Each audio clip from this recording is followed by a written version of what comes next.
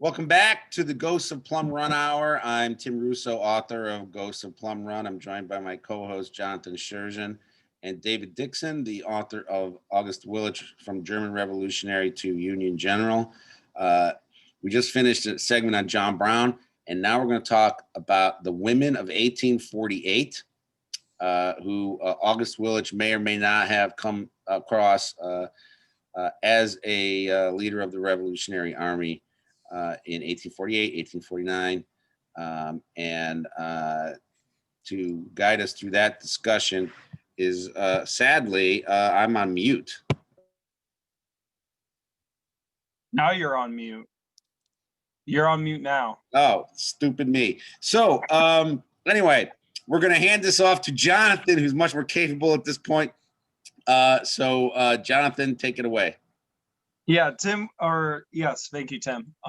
David, when you mentioned this in the first episode, that there was, for every 1848 male revolutionary hero, there was a kick-ass female revolutionary just as cool behind them.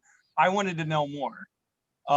So I'm ready to hear all of it because nothing's hotter than a revolutionary chick. So I want to hear every detail, every story. You tell the one anecdote in the book, which I would love our listeners to hear, about that one girl showing up her dad. Oh yeah. Yeah, so I'm ready to hear it all. Okay. All right. Well, great. Well, I have to say first, I don't think there was a hot revolutionary for a woman for every single man of the revolution, but I think one of the big things that really surprised me during this project was the prominent role that women played. Not only the three wives of revolutionary leaders that we'll be focusing on here, but also just women in the general populace. So there was. You have to think back to the first half of the 19th century, right? So and we are in the German states. So and the Germans have a very strong patriarchal society, right, at that time. So there were significant barriers to, as there were in the United States, for women to act in political ways. However, it's also a fact that the German states were by far the most literate region in Europe at this time, even much more so than France, for example. And so this opened up a lot of opportunities for women to receive higher education. And once the revolutionary agitation started in the German states, and it really got rolling in around 1830, the women were not part of the male clubs, so they started to form their own associations that were separate from the male clubs. I think there is, for women who are trying to be part of a movement to affect social change, of course, it's twice as hard for women, right? Because they have to overcome both class oppression and also gender oppression. So one of the first real significant things they did was participate in these bread riots, which really gained steam in the middle of the 1840s. And by 1847, I think there were bread riots where women were participating in, I think, 12 major cities in the German states. Didn't Willich talk about the bread riots a little bit? He did. When he was in limbo during the last part of his military service, he was waiting for responses regarding his court-martial.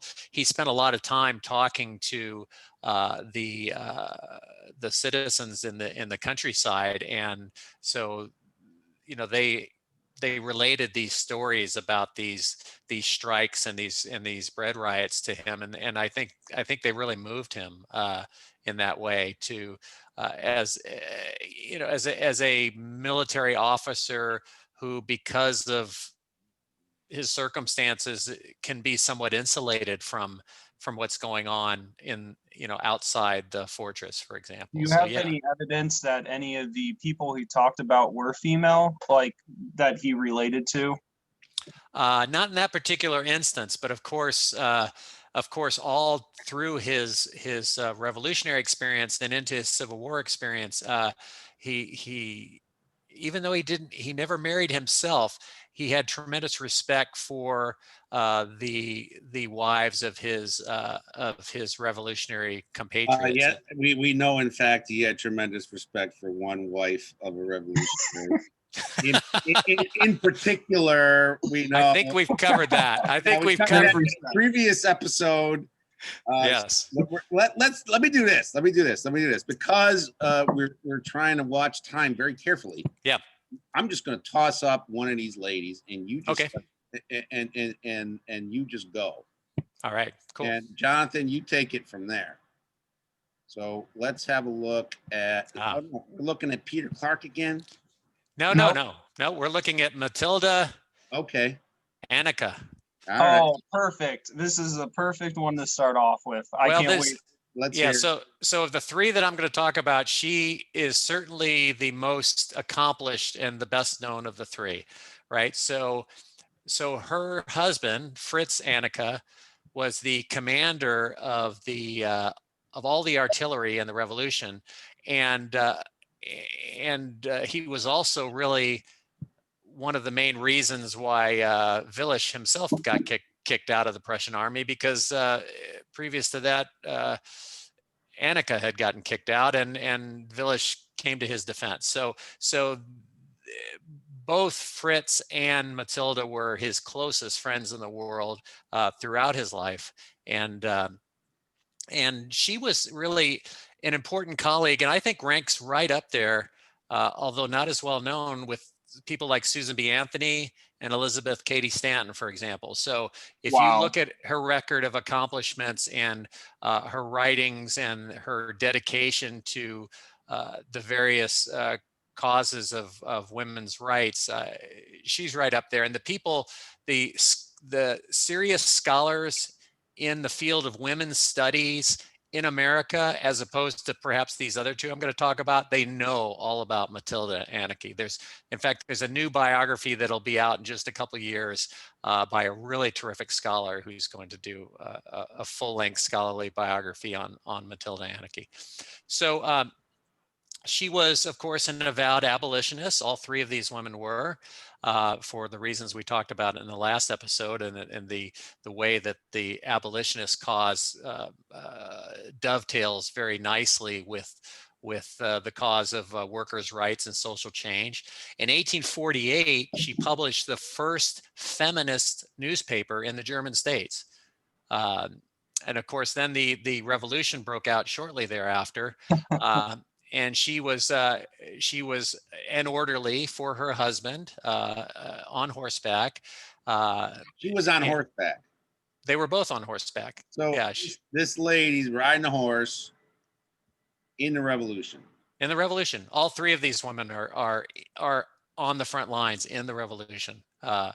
So I mean, Matilda herself did not carry a weapon, although I'll tell you about somebody else that did. But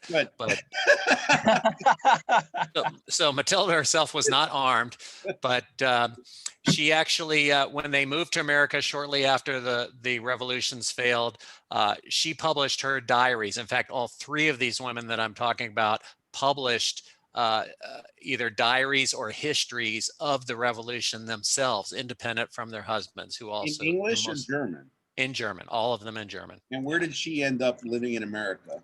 Well, they first landed in New York. They lived in New Jersey for a short period of time. Then they moved to Milwaukee, and in Milwaukee, of course, a real real center for German immigrants. She published the first feminist journal in America in Milwaukee in 1852. And she also, in that journal, she employed only women typesetters, which was a real problem because the male typesetters I bet that went down like a ton of bricks. Yeah, the male typesetters had just formed a union recently, and they weren't too happy about that situation. Well, that would be the end of that then. She also opened the first public school for girls in Milwaukee. So all pre-war. Yeah, so like I said, she was of the three, she was definitely the and the one I used the most in the book. I'll give you just a brief quote from reflections in the revolution. This was when she was meeting up with the enemy, the Prussian army. Now remember, these were Prussian army soldiers that she probably knew them pretty well, right? Because her husband was Right. in the Prussian army. So Right. these are soldiers that are now taking up arms against the people. Frankly, the people are taking up arms against them. But of course, you know, they're in mortal It's combat with complicated. other. So here's what she says. Here's what she says. She says, "Your mothers will never bless you. Your wives will curse you. Your brides will kill you one day." Well, now we're talking. That is the energy we need. Exactly. See now, Exactly. that's why Jonathan thinks nothing is hotter than a revolutionary woman. Absolutely. So why don't you put up another picture of one of these All right, we're gonna revolutionists? find a new one. We're gonna find a new one, and while I'm looking for the new one, Matilda, right? They end up in where in America? Milwaukee. They end up in Milwaukee, and then what happens is Fritz becomes a newspaper correspondent over in Europe. So they are separated for a period of time. She forms a very close, intimate friendship, if you know what I mean, with Mary. Of course we do. With Mary Booth, who is the wife of a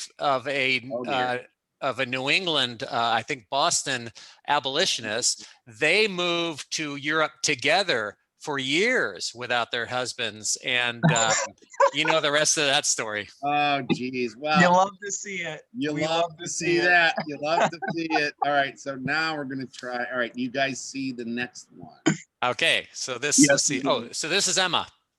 So this is Emma Herrig. Okay.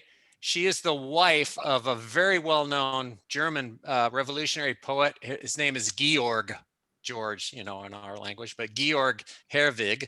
And Georg was the leader of 30,000 German political exiles who were living in Paris in the days before the revolution. Because as I mentioned, I think before, all this stuff started really gaining steam in the 1830s, right? So by 1848, there are 30,000 political refugees from Germany living in Paris. So he has organized these political refugees into a military column. And this is that guy's wife. Emma is that guy's wife. Emma's the wife. And her father, as you can see, she was painted by a talented painter. Her father was a rich silk merchant. What is she holding there in the little box? It looks like a book. It's probably a Bible. It's probably a little private Bible. But that's great. That's great. So she's from a wealthy family, as you can see. She's got rather audacious earrings there, but she's from a wealthy family, and she, as a teenager, sympathized with the French Revolution in 1830 and also with the Polish revolutions at that time. So she was Polish. I'm half Polish. Just right on. Too. So she's caught up in all that, and she's also a skilled horsewoman, an excellent shot with a pistol, somewhat of a tomboy. So she's on a horse too. She is. And she's on a horse and an excellent shot with a pistol. And she is the only woman who was in Willich's armed force in 1848. So how close was she to Willich? Oh, they were friendly. I mean, all these revolutionaries were friendly. When they're on the march, he's on a horse. She's most likely in the rear. She's most likely in the rear, as far in the rear as she can safely be. She's not on the front line. I can almost guarantee that. So what was she doing when they got into a fight? Yeah. So here's what her primary function was as an emissary, right? As an envoy between Willich and Friedrich Hecker, who was the leader of this 1848 revolution, and her husband, who's gathering these German refugees. They're waiting in Strasbourg at the border for the signal to come over and help. But there's all kinds of political considerations here, right, too. And Hecker is a little is a little reluctant to call them over, because then it looks like the French are invading, and that creates all kinds of other political complications. But here's a quote I had from her. She also, like I said, all three of these women wrote histories of the revolution themselves and published them. And here's what she said: while the aristocracy are held in awe, and as long as the masses are ranked with cattle, for so long the overlordship must endure. I could put up with ferocity, even anger in a man, but I cannot bear to see a man grovel. That is excellent. Marry Excellent. me. Oh, God, marry me. So, well, here's what happens. So if you want, we're going to give you a little spice on Emma too. So after the revolution, she and Georg, escape, and they refugee down in Italy with another revolutionary friend. In But Italy, again, they're always going to Italy. I know. But unfortunately, Georg is having an affair with the wife of this other revolutionary. She finds out about it. She finds out about it, and they end up separated for 2 years. In those 2 years, she ends up having an affair with Felice Orsini, the bomb thrower. Yes, who tried to assassinate Napoleon III. Yes, I mean, in fact, now Orsini is prosecuted and ends up on the guillotine. He's executed for this crime. But before he's executed, he writes his memoirs, and he dedicates his memoirs to Emma. Of course. Oh, that's lovely. See, revolutionaries are very romantic. They know how to take the guillotine. Yeah. Now, so they lived most of their married life in Paris. However, they were buried in Switzerland. Why? It's because they both said that they insisted on being buried in Republican soil. And of course, Well, France revolutionaries goes in to their grave. Absolutely. Yeah. So that's the short story of Emma Herrig. She was perfect. Okay, so what we're gonna do now is we're gonna see the next. I mean, I would marry maybe both at the same time. So what we're gonna do is we're gonna try one more. Yes. And this one is. Here we go. All right, what do we got there? So here we have her. Not a real great picture of her.